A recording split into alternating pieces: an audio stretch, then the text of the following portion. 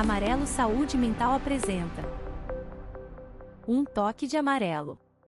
Olá pessoal, sejam bem-vindos a mais um episódio de Um Toque de Amarelo, o videocast que coloca a saúde mental em primeiro lugar. Hoje a gente vai receber como convidado Pedro Felipe, psicólogo clínico e palestrante da Amarelo Saúde Mental, para um tema que é crucial nos dias de hoje, que é burnout. A gente vai ver um pouquinho do burnout enquanto clínica, enquanto organização, o que ele vai impactar. Seja bem-vindo, Pedro. Obrigado, Lore. É um prazer estar aqui conversando sobre esse tema super importante, altamente relevante nos dias atuais. Tomara que seja um papo que possa agregar bastante, as pessoas possam entender esse momento, possam se cuidar melhor sobre essa síndrome no ambiente de trabalho. Então vamos começar pelo começo, né? Pelo básico. Primeira pergunta é: quais são os principais sintomas emocionais que caracterizam o burnout? O que as pessoas podem sentir quando tem um burnout? Os primeiros sinais que caracterizam a síndrome de burnout é um estresse crônico,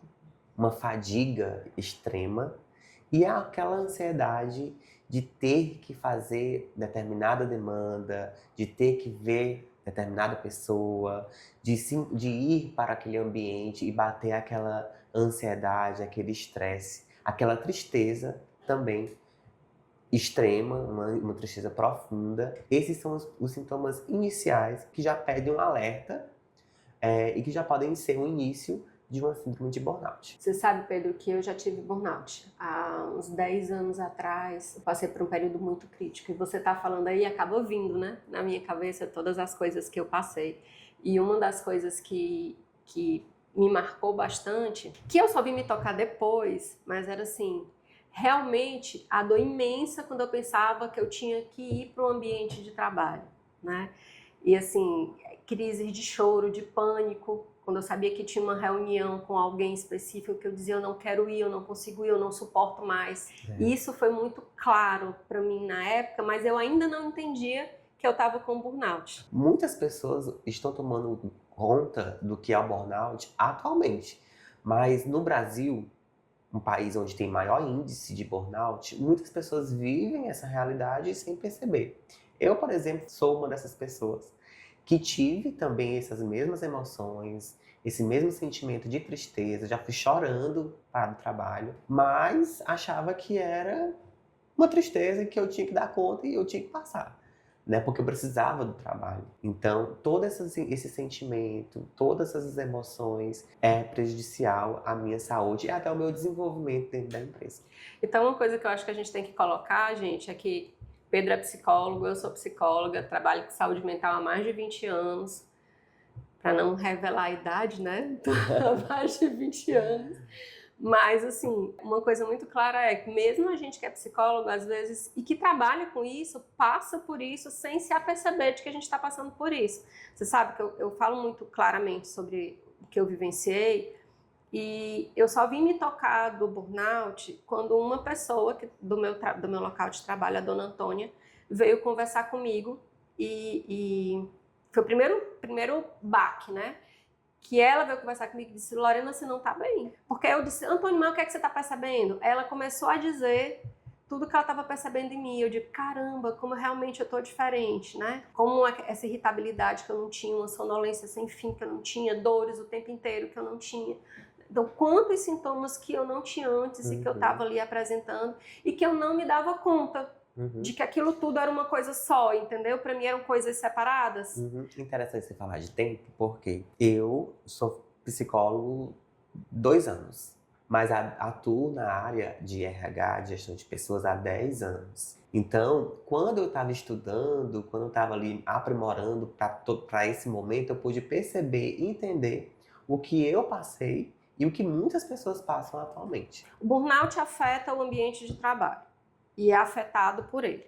Porque o burnout é uma doença do trabalho, né? Isso é uma coisa que tem que ficar claro. Como tem muitas características do burnout, que são características, sintomas de saúde mental, e a gente tinha na nossa CID, a gente não tinha a doença burnout, né? A gente tinha o estresse crônico relacionado ao trabalho, que foi inclusive o meu diagnóstico à época, 10 anos atrás, porque a gente ainda não tinha essa nova versão da CID trazendo o burnout, né? E ele estava lá dentro dos transtornos mentais, porque ele estava como estresse crônico relacionado ao trabalho. E aí agora veio uma caracterização nova do burnout, na nova CID, que ele já vem como uma doença do trabalho, ele não está mais dentro dos transtornos mentais, ele está dentro das doenças do trabalho. E aí o que isso impacta no trabalho? A OMS ela já reconhece o burnout como um fenômeno ocupacional produzido pelo estresse crônico do trabalho, e isso afeta diretamente a produtividade dessa pessoa, do setor, da empresa. Quando a gente fala de algo relacionado ao trabalho, eu não estou falando apenas de uma atividade que vai sair prejudicada. Eu estou falando da empresa que pode sofrer de uma forma econômica negativa, né? Ela pode ter impactos negativos financeiros, ela pode demorar na entrega de resultados, a pessoa pode estar abalada por alguma situação, por alguma demanda, e aquilo afeta diretamente na produtividade, além da realização pessoal dessa pessoa, né? Eu, como profissional, me senti realizado naquela profissão que eu estudei, que eu estou formado, que eu gosto de atuar, mas que no momento, por algum motivo, aquele ambiente está promovendo essa situação estressora. Bom, vamos lá, vamos pensar um pouquinho então agora, Pedro, sobre o papel dos líderes, né? O líder é um provável burnoutado, né? Mais do que qualquer outro. E aí ele tem que prevenir também nele mesmo, não só no colaborador que está com ele. Por que eu estou dizendo isso, né? Porque normalmente é chamado para o papel de liderança pessoas que se dedicam tanto que conseguem subir na empresa, né? E o burnout é uma doença de pessoas que amam o que fazem.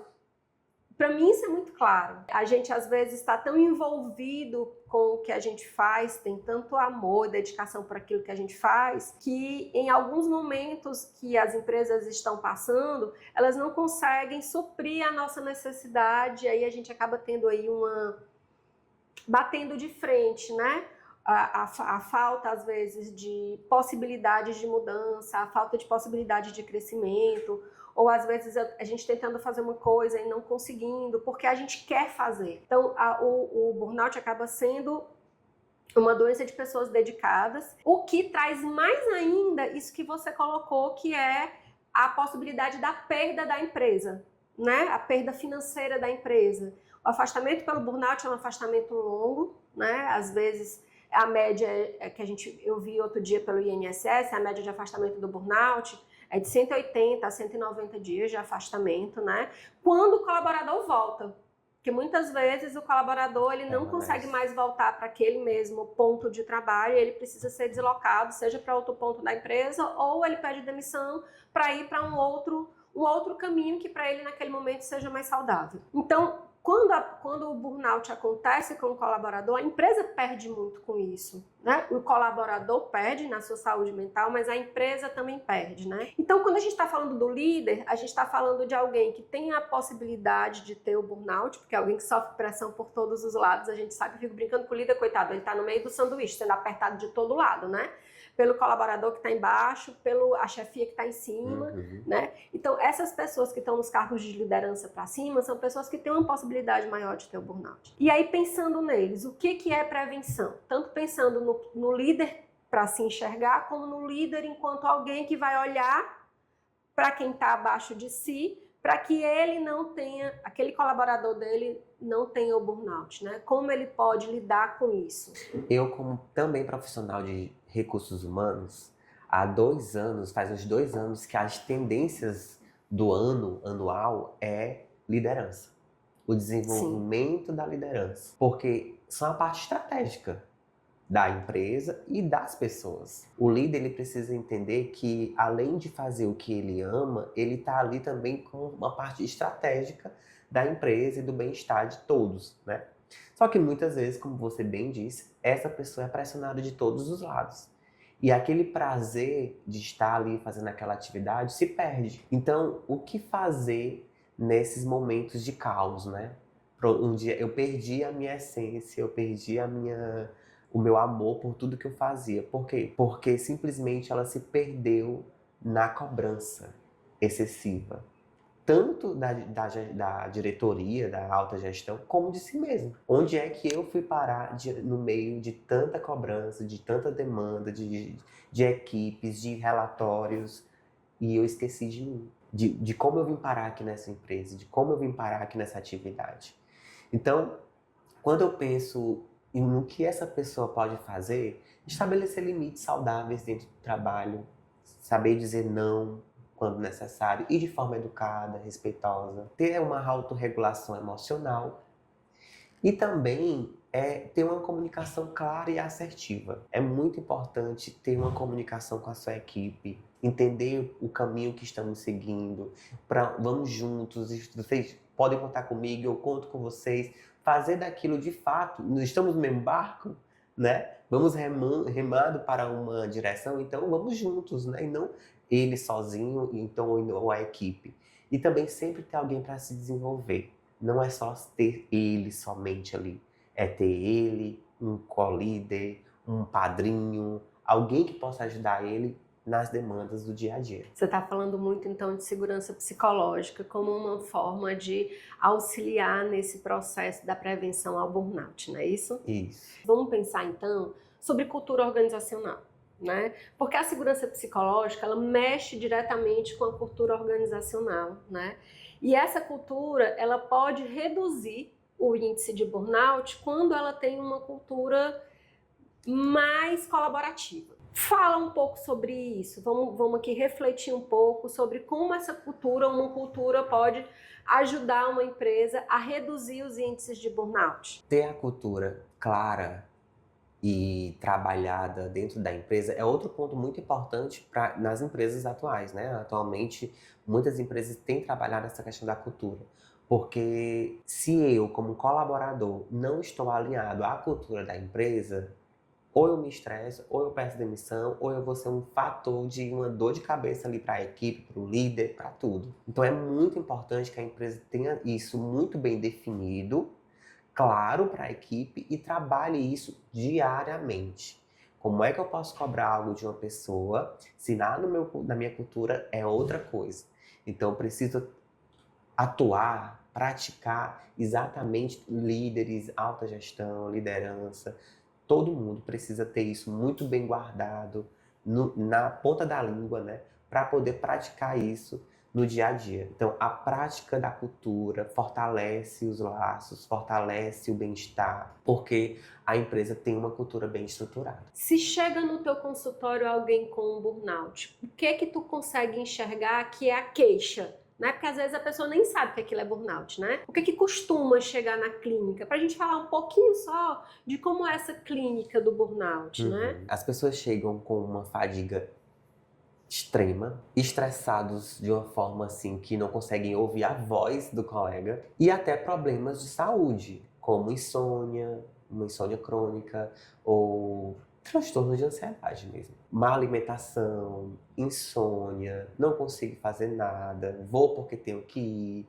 É muito chato estar dentro de uma sala onde todo mundo conversa e você não. Ela se sente excluída, ela se sente por fora ali de tudo que está acontecendo. E aquilo ali se torna não um fator mais de prazer, mas de estresse e de tristeza. Então, pra gente finalizar de verdade, tem alguma mensagem? O que você quer deixar para quem está nos ouvindo, quem está nos assistindo hoje, para os colaboradores que estão nos assistindo, o que você quer deixar para eles de mensagem sobre o burnout? Uma mensagem simples, básica, mas que toca. O seu trabalho, ele é muito importante, mas a sua saúde mental vale muito mais. Então, se você se identificou com alguma coisa que foi falado aqui, que foi discutido, procure ajuda, procure apoio psicológico, que isso com certeza fará toda a diferença no teu dia a dia, porque, querendo ou não, afeta a família, afeta a sua vida pessoal, sua vida financeira. Então, para que isso não alcance outras áreas, né, um problema de dentro do trabalho alcance outras áreas, procure uma ajuda, procure um psicólogo. Eu falo muito nas palestras que eu dou por aí, que o meu propósito de palestrar é que as pessoas consigam começar a entender mais sobre o burnout, para que elas consigam enxergar essas dores emocionais que a gente passa antes de chegar no burnout, para que elas não chegam aonde eu cheguei, que não foi um local fácil de estar, né? Se imagina. Que é um local que até hoje me ronda, né? E que eu preciso estar sempre atenta para não cair de novo nesse processo. Como é algo que está sempre aqui do meu lado comigo, eu não gostaria que as pessoas passassem por tudo aquilo que eu passei. Então é algo que sempre me motiva muito. Vamos falar muito sobre burnout sempre, para que a gente possa fazer com que as pessoas enxerguem todos os processos e não cheguem a adoecer, não cheguem até o burnout. Burnout não é legal, né? As pessoas falam dessa moda, eu tô com burnout, gente, burnout não é legal.